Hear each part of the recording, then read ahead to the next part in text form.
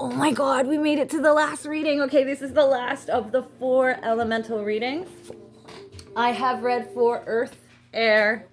No, I've read for earth, water, and fire. So air is my last reading. Okay, so I've got the 3 air signs here. And normally I would shuffle these to figure out which house we're going to look at.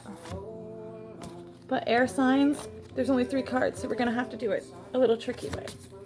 I'm just going to mix them up for myself, okay? I'm not looking, and then I'm just going to flip it, and you guys can scream it out at me.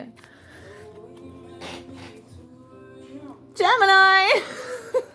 We're going to look at the house of Gemini. All right, so air signs, this reading is for everybody. So it is for Aquarius and it is for Libra as well. I want you to look at the house Gemini in your birth chart. If you don't know your birth chart, are you curious about these kind of things, just hit me up. We'll have a conversation. I do this shit for free. Anyways, here we go.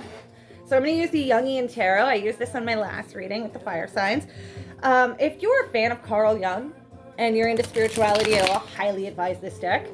Really taught me a lot about tarot, but also taught me about the archetypes, which are so important. Like Carl Jung was dead on when he was getting into the grain and the base of human nature with these 12 archetypes. So let's get into it. I am calling for the air signs, Gemini especially. Can we see what we've got going for the air signs in this Christmas holiday? What do we got? By the way, I don't own any rights to this music. I just get really inspired by Ben Howard. Highly advise you download his stuff. Shout out to Ben Howard. First card out. Oh my goodness. Okay. I don't normally read, but this is an air element, so we're going to read directly from the deck. I can speak. I actually have never pulled this card out of the deck before. Look how gorgeous that is. I literally have to find it. So you're here with me. We're gonna do it together. Wow, it's gorgeous, isn't it? Bear with me one moment. I've never seen this card before. So Gemini, the transits that you're going through right now, obviously there's nothing directly in your sign. However, there is some pretty intense stuff going on. It's Ace of Pentacles. What a beautiful card for the Ace of Pentacles. Like, I would never know. That's why I love this deck. It teaches me all the time. So let's read it from here. Security destroyed. Revolution in material world. Known structures are destroyed and cleared away. Revolution brings down government. Holy crap. Business ruined, bankrupt. Marriage, family collapsing. Tragic events. Then uncertainty about what comes next. The dust has not settled. The root of the matter and the principle of the matter is still renewing. Okay, heavy stuff here, air signs. You're going through it, so let's get into it. Now, Mercury is currently in Sag, fire, which means that and Mercury in Sagittarius is kind of, what's the word I'm looking for? It's the tall tales. It's the big, I caught a fish this big. That's Sagittarius energy. Like we went on this camping trip and we saw this bear and then it attacked these people and there was this huge dragon. Like the story that just keeps getting bigger and bigger. That's very Mercury and Sagittarius. I'm not saying they're liars.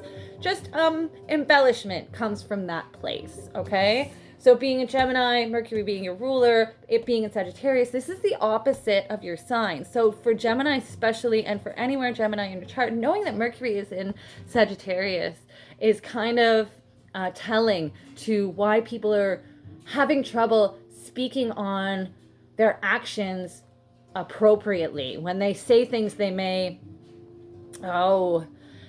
embellish the truth or exaggerate the situation. And Gemini, as you know, you guys are very much storytellers. However, it's the details that matter. And Sagittarius Mercury skips over a lot of details, which kind of leaves the story missing and lacking. So that could be part of the reason that we're having these revelationary moments, is because Mercury is sitting across from the place where it's most comfortable and establishing facts and known information. And now it's just stretching in the tall tales. So there may be some internal revolutions that are happening right now, and I want you to just remember that Not all thoughts are yours. They are literally passing travelers that come through to occupy your space and see if you'll do something with them.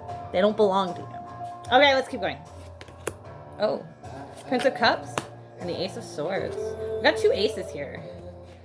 And the Prince of Cups in between, and he came up reversed. So let's look into him. Again, I only read from the books for the air signs because I know you guys love this shit. Alright, so like I said with the Jungian tarot, it actually teaches you a bit about astrology too. So this represents Sun in Cancer, Moon in Libra. So especially if you know anybody with that combination, Sun in Cancer, Moon in Libra, this is a big deal for them. They are a big point of this revolutionary thought change, which is what you're having. Okay, charming Sun, emotional, romantic center of attention. Can be delightful in a group. Being constantly pursued has made him self-centered and superficial. Gives little of himself, which is part of his attraction, afraid of being hurt and avoiding conflict.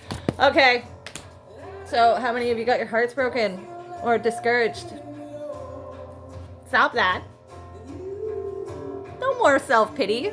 No more walls so that you can be so charming and wanted by everybody but not actually loved or known. Not helpful. It's just a face. It's just a face you put on. Protect yourself in the fact that you literally have ideals destroyed in your mind. But the last card. It's a new life. It's a new dawn, a new idea, a new day. Ace of Swords. Last card, and I will read from the deck. Again, only for the air signs.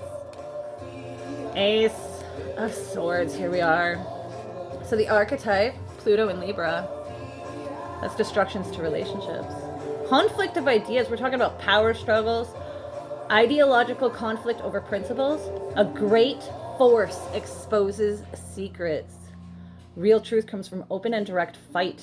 Someone may be hurt emotionally, physically, or financially.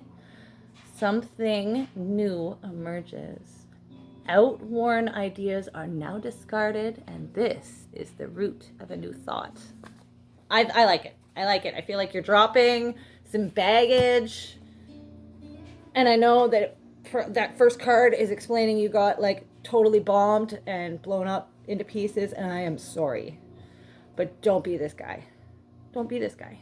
Because it'll stop you from getting here. Okay? Because he came reversed. If he had come upright, I would say, hey, you know, that cool exterior that you're doing, keep going with that. But he came up upside down, which means this is hurting you. It's not helping you. New ideas waiting. New places. New thoughts. Bright future. Just gotta drop the bullshit. Okay. Bye, guys!